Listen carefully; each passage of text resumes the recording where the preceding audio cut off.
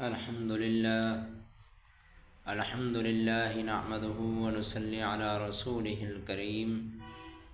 أما بعد فأعوذ بالله من الشيطان الرجيم. بسم الله الرحمن الرحيم. وقلنا يا آدم اسكن أنت وزوجك الجنة وكلا منها رغدا حيث شئتما ولا تقربا هذه الشجرة فتكونا من الظالمين. صدق اللہ العظیم.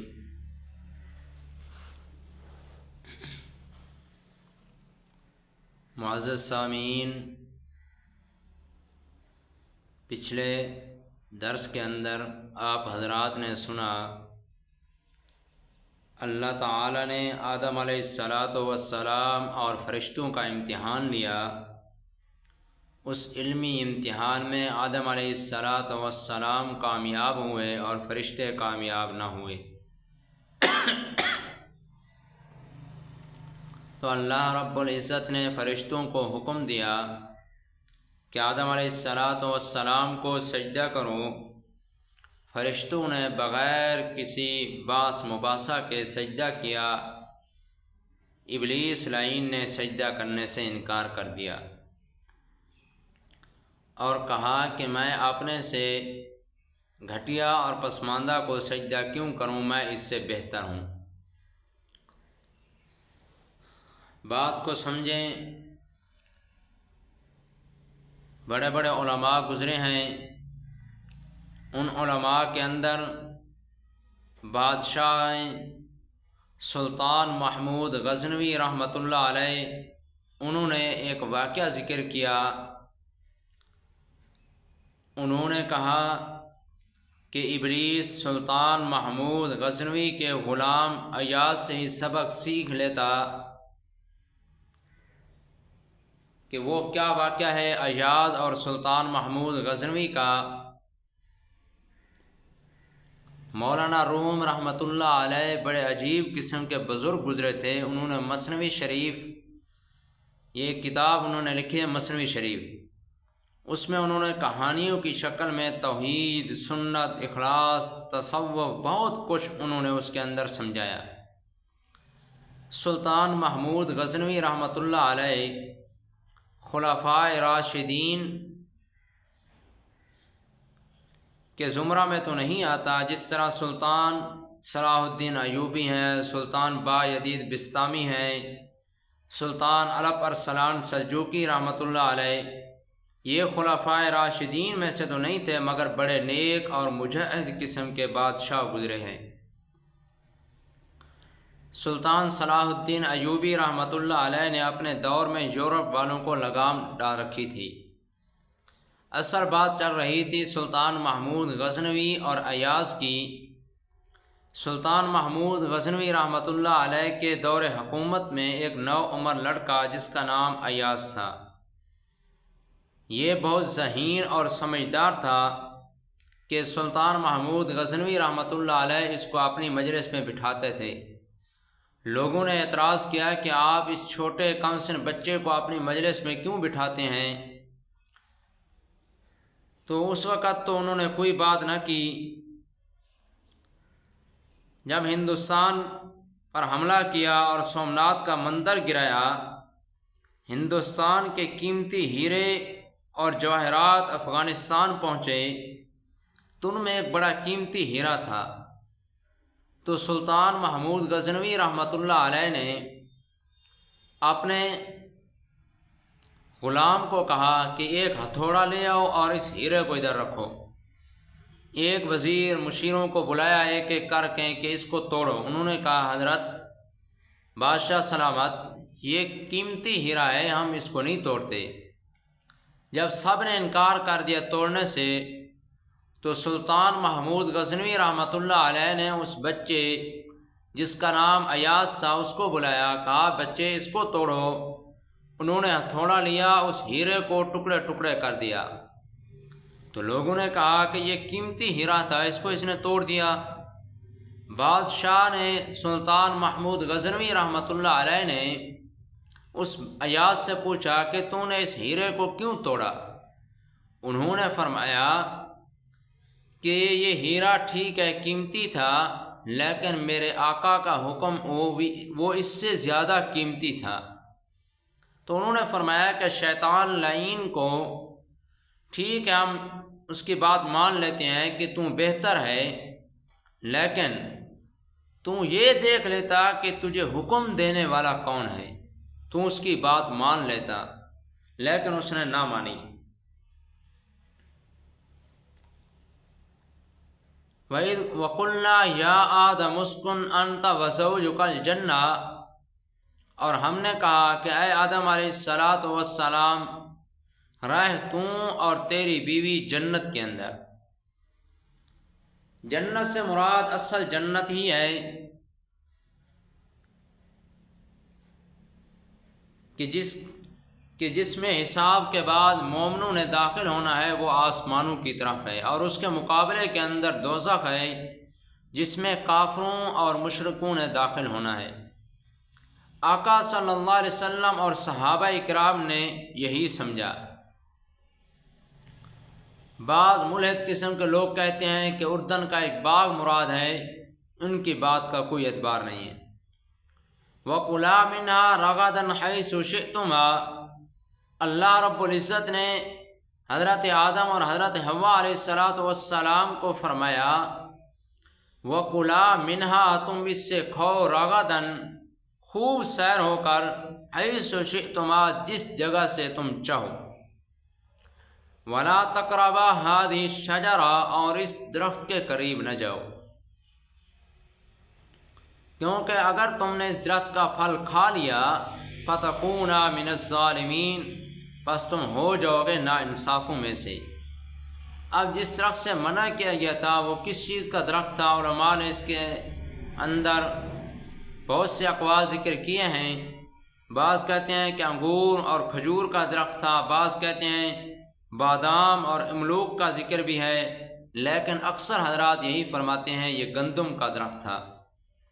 سوال یہ ہے کہ گندم کا تو پودا ہوتا ہے، درخت تو نہیں ہوتا، تو اس کا جواب علماء نے دیا ہے یہ جنت کے اعتبار سے، جنت کے اندر گندم کے درخت ہوں گے۔ اس درخت کے کھانے پر ابلیس نے ان کو اکسایا۔ قرآن کریم کے اندر آتا ہے وَقَاسَمَهُمَا إِنِّي لَكُمَا لَمِنَ النَّاصِحِينَ، شیطان ابلیس مردود وہ آ کر قسمیں اٹھانے لگا کہ میں تمہارا خیر خواہ ہوں، تم اس درخت کو، اس پودے کو کھا لو۔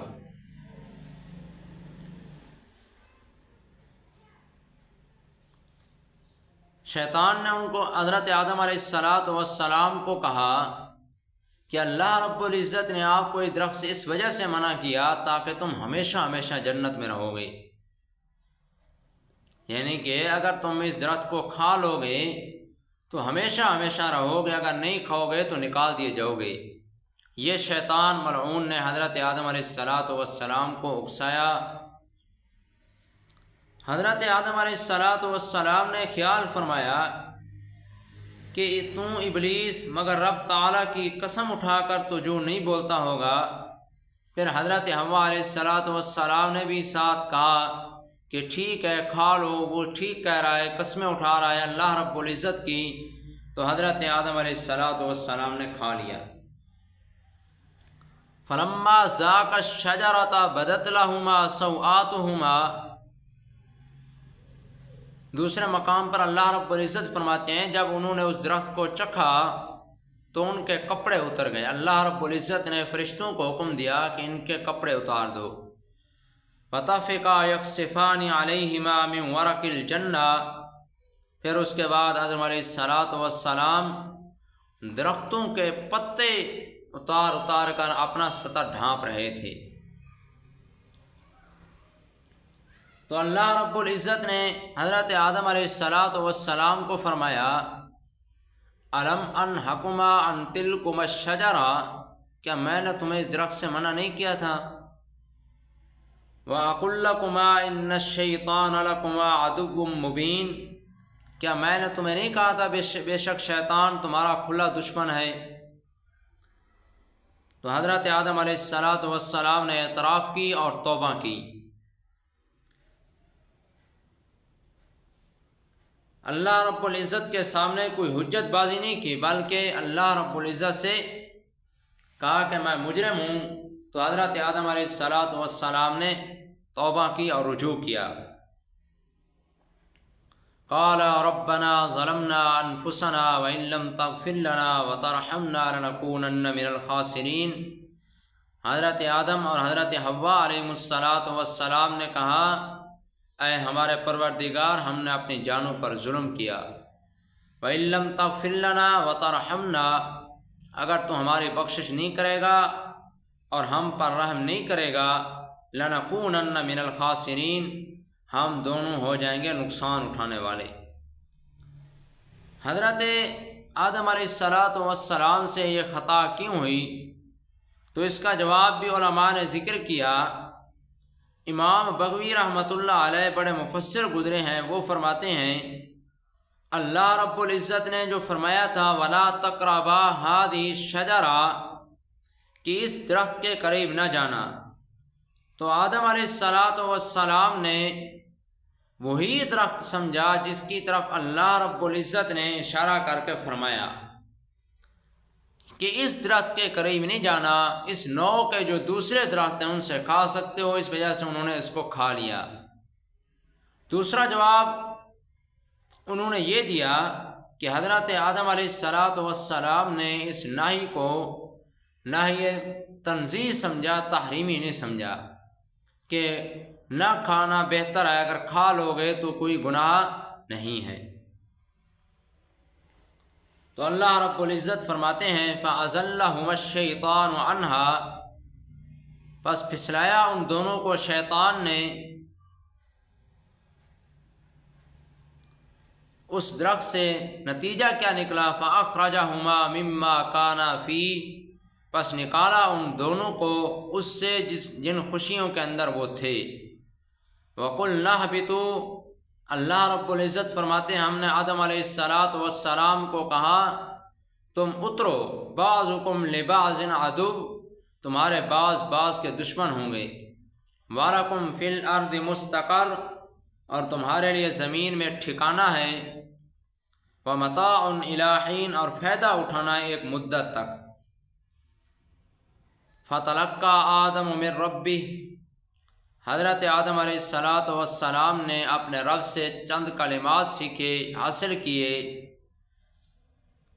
وہ کلمات یہ ہیں قال ربنا ظلمنا انفسنا وان لم تغفر لنا وترحمنا لنكونن من الخاسرین۔ یہ کلمات سیکھے اور اللہ رب العزت سے توبہ کی۔ فتاب علیہ، بس اللہ رب العزت نے رجوع کیا ان پر۔ انہ هو التواب الرحیم، بے شک اللہ رب العزت کی ذات ہی توبہ کو قبول کرنے والی مہربان ذات ہے۔ قُلْنَا اهْبِطُوا مِنْهَا جَمِيعًا، اللہ رب العزت نے حضرت آدم علیہ السلام سے کہا کہ اترو تم یہاں سے سارے کے سارے، یعنی کہ تم بھی اور تمہاری اولاد بھی جو پیدا ہونے والی ہے قیامت تک، سب کے سب اترو یہاں سے۔ فَإِمَّا يَأْتِيَنَّكُم مِّنِّي هُدًى، پس اگر آئے تمہارے پاس میری طرف سے ہدایت، فَمَن تَبِعَ هُدَايَ، پس جس شخص نے میری ہدایت کی اتباع کی، فَلَا خَوْفٌ عَلَيْهِمْ، نہ ان پر کوئی خوف ہوگا، وَلَا هُمْ يَحْزَنُونَ، اور نہ ان پر غم ہوگا۔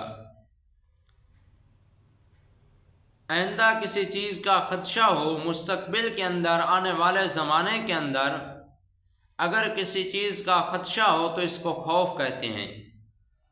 گزشتہ کسی چیز پر افسوس ہو تو اس کو غم کہتے ہیں۔ تو اہل جنت کو نہ خوف ہوگا اور نہ وہ غمگین ہوں گے۔ والذین کفروا وکذبوا، اور وہ لوگ جو کافر ہیں، وکذبوا بآیاتنا، اور جھٹلایا ہماری آیتوں کو انہوں نے، اولئک اصحاب النار، اللہ رب العزت فرماتے ہیں یہی لوگ جہنم والے ہیں، آگ والے ہیں۔ ہم فیہا خالدون، وہ ہمیشہ ہمیشہ اس آگ کے اندر رہیں گے۔ دعائے اللہ رب العزت سے جو کچھ پڑھا اور سنا اس پر عمل کرنے کی توفیق عطا فرمائے۔